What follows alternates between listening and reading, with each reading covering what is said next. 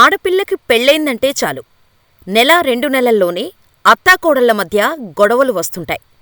ఇక అత్త ఏ చిన్న విషయం దొరుకుతుందా కోడలిపై పెత్తనం చెలాయించటానికి అన్నట్టు చూస్తుంది.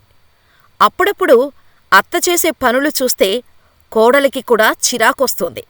కాని ఇప్పుడు మనం చెప్పుకునే ఘటన ఓ కోడలు పుట్టింటి నుంచి అత్తవారింటికి వెళ్ళినప్పటినుంచి అక్కడ పడిన బాధలు, కష్టాలు, వీటికి తోడు అత్తగారి లైంగిక వేధింపులు పెళ్లి జరిగినప్పటినుంచి ఆ మహిళకు నిద్రలేకుండా చేశాయి. లైంగిక చర్యలకు ఒప్పుకోలేదని బ్లేడుతో దాడి చేసింది ఆ అత్త.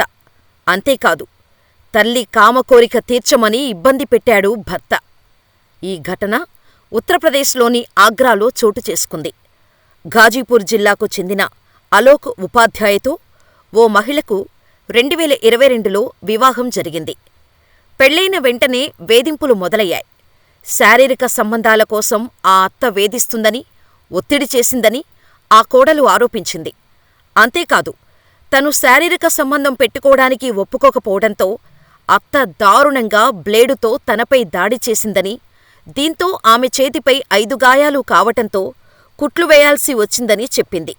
ఇకపోతే ఆడపడుచు తన బట్టలను లాక్కొని ఒక రూంలో బంధించి నెలపాటు ఒకే డ్రెస్సుపై ఉంచిందని, దీనికి తోడు వరకట్నం, శారీరక వేధింపులు నిరంతరం జరిగేవని చెప్పింది.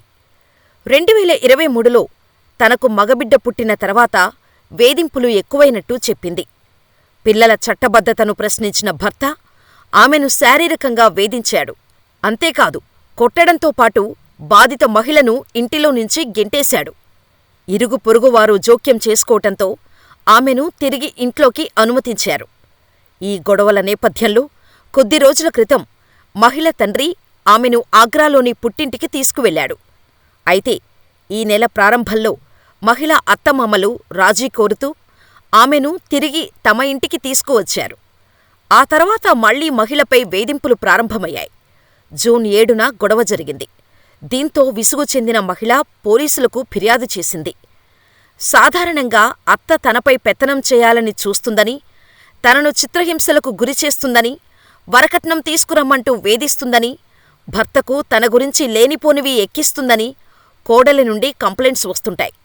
కానీ ఈ కోడలు మాత్రం సెన్సేషనల్ ఆరోపణలు చేసింది. సో, ఈ ఘటనపై మీ అభిప్రాయాలను మాకు కామెంట్స్ రూపంలో తెలియచేయండి.